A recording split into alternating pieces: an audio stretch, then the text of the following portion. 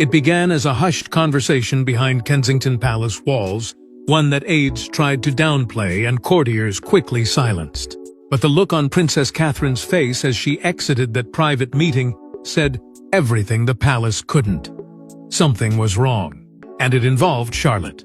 What was first dismissed as a rumor soon turned into a royal firestorm, now connected to Meghan's forbidden return. Before we go deeper into what this really means for the royal family, make sure to subscribe so you don't miss a single update.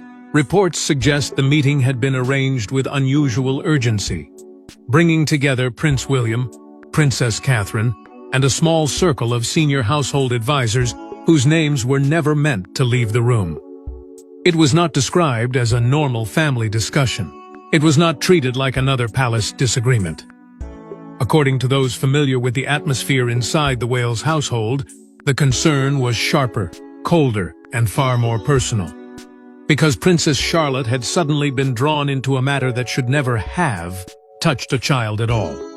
The whispers did not speak of public drama at first. They spoke of movement, access, boundaries, and a growing fear that Adelaide Cottage, the one place William and Catherine had tried to keep sacred for their children, was no longer being treated as untouchable.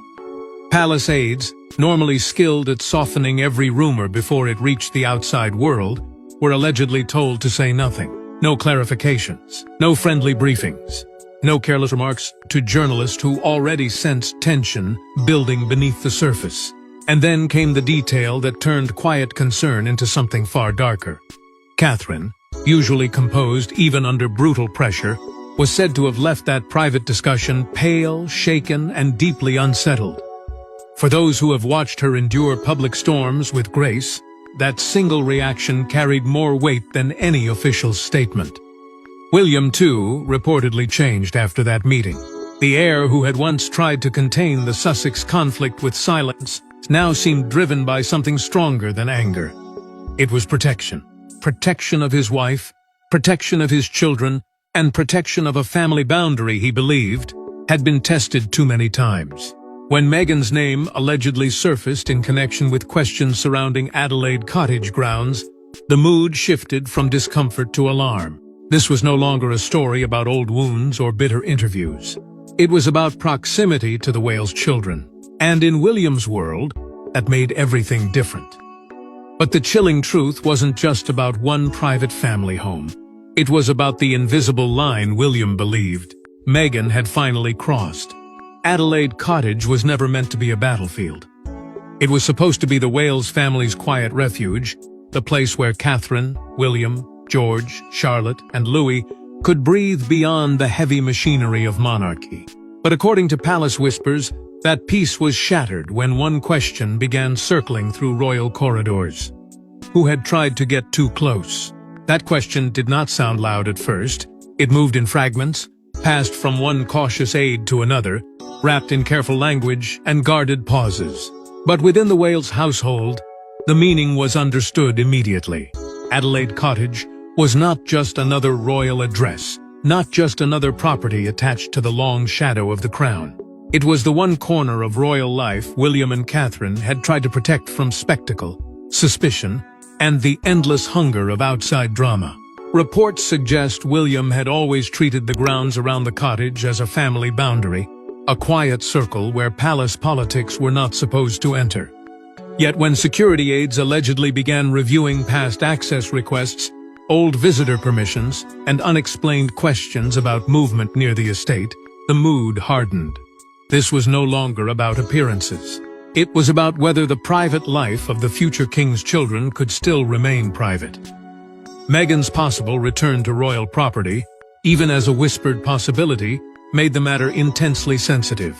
To some inside the palace, it raised memories of old fractures that had never truly healed. Interviews, accusations, memoirs, leaked tensions, and the bitter feeling that family trust had been turned into public currency. But this time, Catherine's name was not the only one being quietly protected. Charlotte's safety, Charlotte's peace, and Charlotte's innocence sat at the emotional center of the dispute, turning a household concern into something far more combustible. The palace reportedly tried to contain the panic before it spread. choosing silence over explanation and quiet tightening over public confrontation. No official alarm was sounded. No grand statement was prepared. Instead, the machinery moved carefully behind closed doors, with aides allegedly revisiting who could approach, who could request entry, and who would be stopped before any misunderstanding became a crisis. For Catherine, the issue cut deeper because Adelaide Cottage represented the fragile normality she had fought to preserve for her children. For William, it became a test of authority.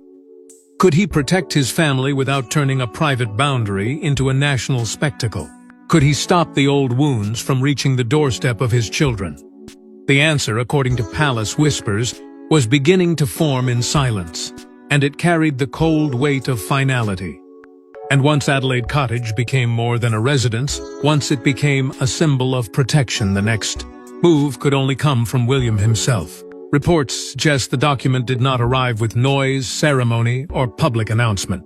It came quietly, sealed, restricted, and passed through the kind of private administrative channels only senior royal households understand.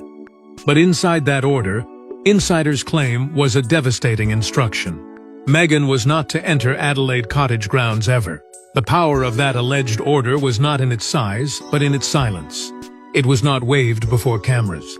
It was not explained through smiling spokespeople or softened with polite palace language. It was treated, according to whispers, as a private household directive, the kind of internal instruction that changes reality without asking for public approval, and that made it more frightening. Because if William had truly authorized a permanent access restriction around the cottage, then this was not another emotional reaction to Sussex tension. It was a calculated act of protection, written into the machinery of royal life. The order was reportedly shared only with those who needed to know: key security figures, trusted household officials, and estate personnel responsible for enforcing boundaries before they became scandals. That alone made the situation feel severe. In royal life, many problems are buried beneath courtesy, delay, and careful phrasing. But this alleged instruction carried no softness. Meghan's name, according to insiders, had become attached to a rare and humiliating level of internal restriction, the kind usually reserved for situations the palace considers too sensitive to discuss openly. Officials allegedly refused to call it punishment. They avoided words like ban, exile, or revenge. Instead, the phrase whispered through administrative circles was colder: family security protocol. On paper, that wording may have sounded neutral. In practice, it carried the force of a closed gate. It meant that Adelaide Cottage was no longer simply protected by tradition or respect. It was protected by instruction, and the secrecy surrounding the document only deepened the mystery. Why would William, a man known for measuring his moves carefully, choose something so final? Why would he risk another wave of Sussex outrage unless he believed the danger of doing nothing was worse? Palace watchers began asking whether there had been a request, a message, a planned visit, or some private signal that pushed the Wales household past patience. No answer came, only silence. And in that silence, the alleged sealed order became larger than the paper it was written on. It became a symbol of William's transformation from wounded brother to future king, from a man trying to avoid conflict to a father willing to draw a line so firm that even blood could not cross it. But the most explosive part was not the ban itself, it was the reason. Insiders claimed William believed it had become unavoidable. In royal circles, access is power. A doorway, a garden path, a private lane, each one carries meaning. And according to several whispered interpretations, Meghan's alleged interest in returning near Wales family territory was not seen as innocent. It was viewed as pressure, symbolism, and a direct challenge to William's authority as protector of the future crown. That is why the mood inside palace channels reportedly changed so quickly. What might have looked, from the outside, like a simple question of movement or proximity, was allegedly interpreted inside the Wales household as something far more loaded. Adelaide Cottage was not a neutral location. It was not Frogmore. It was not a royal office, a formal reception room, or a place where old family disputes could be politely managed with schedules and staff. It was the private ground around Catherine and William's children, And that made every alleged approach feel charged with meaning. Insiders claim Meghan's attempts, or even perceived attempts, to reconnect with royal spaces created alarm because they appeared to blur lines that William believed had already been settled. After years of public rupture, after accusations, interviews, and a memoir that cut deep into the family's trust, the idea of any renewed Sussex proximity to the Wales family home reportedly landed like a spark in dry grass. Catherine, already protective of her children's peace, was said to have understood the emotional danger immediately. Charlotte's name made the matter even more sensitive, not because officials revealed a public threat, but because a child's privacy had become entangled with adult conflict. For William, that was unacceptable. Reports suggest he viewed any approach toward Adelaide Cottage grounds not as a minor misunderstanding, but as a breach of the new order he had quietly built around his family. Behind the scenes, palace staff were allegedly divided. Some wanted containment, fearing another Sussex storm if the restriction became known. Others argued that boundaries mean nothing unless they are enforced before damage is done. And so the dispute grew colder. The old ghosts returned. Frogmore Cottage, the royal exit, the televised grievances, the claims of betrayal, the sense among senior royals that private pain had been turned into public leverage. In that atmosphere, Meghan's alleged desire to regain closeness to royal property was framed by some as an attempt to reclaim proximity, while William's response was seen as a deliberate act of severing it. He was not simply refusing a visit. He was cutting off symbolism itself, removing the possibility that Adelaide Cottage could ever become another stage in the Sussex-Wales conflict. And the deeper aides looked, the more this appeared less like a single incident, and more like the final chapter of a feud years in the making. Catherine did not need to raise her voice for the palace to understand the seriousness of the moment. Those close to the Wales household reportedly noticed the change instantly. Fewer casual movements, more guarded schedules, and a mother watching every detail around her children. For William, that was enough. The heir had reached his limit. Publicly, Catherine still carried the same calm that had made her one of the monarchy's most trusted figures. She did not feed panic. She did not turn private discomfort into public performance. But privately, according to palace whispers, something in the rhythm of the Wales household had shifted. The old ease around Adelaide Cottage was said to have tightened. Decisions that once felt ordinary were now treated with caution.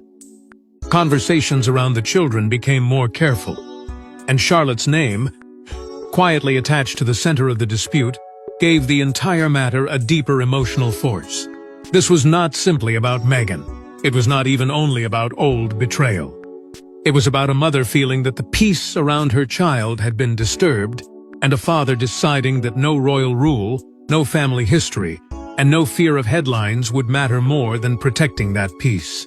William had carried years of tension with restraint. He had endured public accusations, painful distance from his brother, and the constant pressure of being judged for every silence. But insiders suggest this was different because it reached past adult conflict and touched the private world of his children. That was the line. Senior aides allegedly warned that if the restriction became known, it could trigger a media explosion, turning Adelaide Cottage into the latest battlefield in the Sussex-Wales War. They understood the danger. They knew critics would call it cruel. Supporters would call it necessary, and the palace would once again be dragged into a storm it had tried to avoid. Yet William reportedly chose private protection over public optics. He was no longer acting only as the Prince of Wales.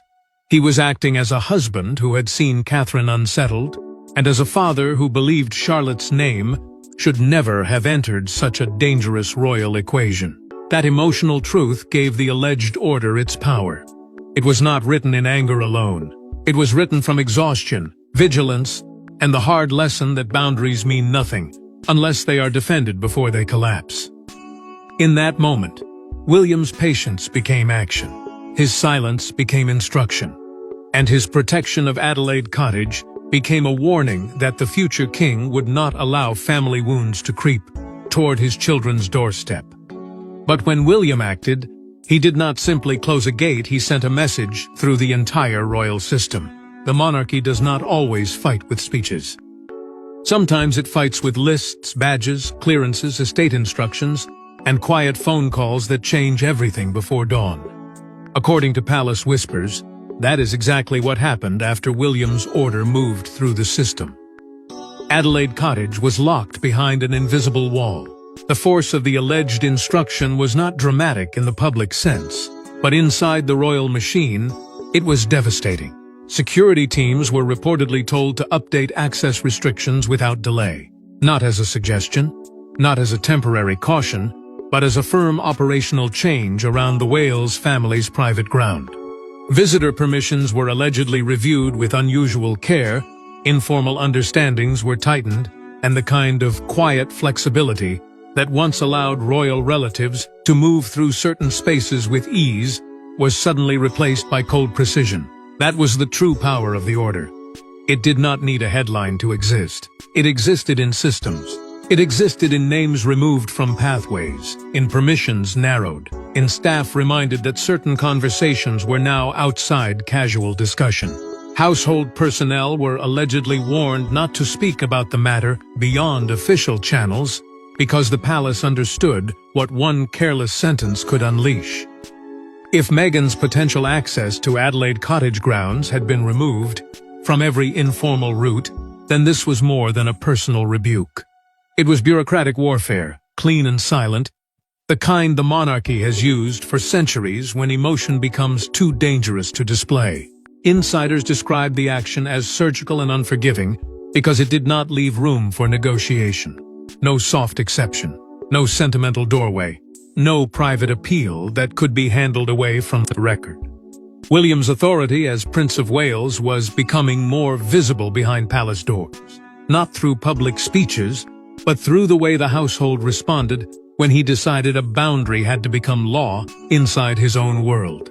And that quiet authority frightened people more than anger would have. Anger fades, a system remembers. For Catherine and the children, it meant Adelaide Cottage could return to being protected by more than hope. For Meghan, if the whispers were true, it meant the door had not merely been closed. It had been absorbed into palace procedure, where reversal would require more than emotion. It would require trust, and trust was the one currency the Sussex conflict had spent most recklessly. As the order settled into the hidden architecture of royal life, the silence around it grew heavier, because everyone understood that such a move would not remain invisible forever. And once the security machine moved, the question became impossible to ignore. How would Meghan and Harry respond to being shut out so completely? Across the Atlantic, the message would have landed like ice. Not because it was public, but because it was private, and private humiliations inside royal life often cut deepest. Reports suggest Meghan's circle viewed the alleged ban as more than a security decision. They saw it as rejection, erasure, and William's clearest sign yet that the old doors were closing. For the Sussex camp, if these whispers are accurate, the cruelty was not only in being restricted, but in being restricted without spectacle, without negotiation, and without the kind of public battle that could be used to reshape the story. A public attack can be answered. A statement can be challenged. But a private royal instruction, buried in the machinery of estate control, leaves very little room for performance. It simply exists. That is why insiders claim Meghan's side interpreted the order as deeply personal. A quiet humiliation wrapped in the language of security. Harry, meanwhile, would have faced an even more painful reality. Anger may have come first, but behind it sat embarrassment and the bruising awareness that his influence inside the royal system had weakened. Once, he had walked through royal doors by birthright, protected by affection, rank, and history. Now, according to palace interpretation, even his anger could not force open a boundary William had chosen to defend. That shift sent shockwaves far beyond Adelaide Cottage. It fueled speculation that the separation between the Sussex and Wales households was no longer temporary, no longer emotional, and no longer repairable through one carefully staged reunion. It had become structural. Palace insiders reportedly believe William no longer fears the usual backlash, because the old pattern has exhausted itself. If the Sussexes speak, the palace stays silent. If accusations rise, the Wales household tightens its circle. And if a private home is threatened by symbolic pressure, William acts. King Charles, caught in the middle, was placed in an almost impossible position. As father, he may have wanted peace. As monarch, he understood order. But as a weakened king watching his heir take firmer control, he could not easily undermine William without appearing to place reconciliation above the safety and privacy of the future king's children. So the palace chose silence, the most traditional weapon it owns. No confirmation, no denial, no emotional leak strong enough to change the course. Yet inside that silence, the meaning spread from aid to aid, from household to household, from one guarded royal whisper to the next. Meghan and Harry may have been shut out of a place, but William had announced something far larger. The era of endless accommodation was ending. But beneath the outrage and silence, a larger truth was forming. William was no longer waiting for permission to defend the crown. By the time the whispers reached the wider royal world, the meaning was already clear. This was not just about Meghan, not just about Adelaide Cottage, and not just about one sealed order. It was about the future king drawing a boundary around his family, his home, and the monarchy he will one day inherit. In that boundary, many inside the palace reportedly saw the shape of a new royal era forming, one less patient with chaos, less willing to absorb public wounds in silence, and far more determined to protect the line of succession before old grievances could poison it further.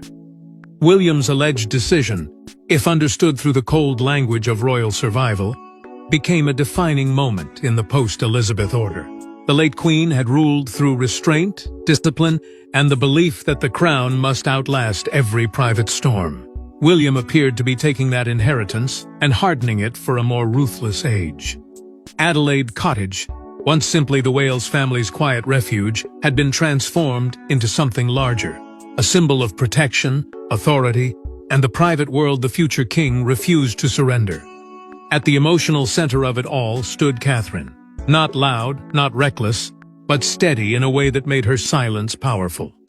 Her concern as a mother gave the story its heartbeat. Her quiet strength made William's response feel less like revenge and more like a line drawn around the people he loved most. Meghan's alleged exclusion, meanwhile, marked a new phase of distance, not the temporary chill of a family disagreement, but something colder and more permanent. It suggested that access to royal life would no longer be shaped by title, memory, or emotional pressure. It would be shaped by trust.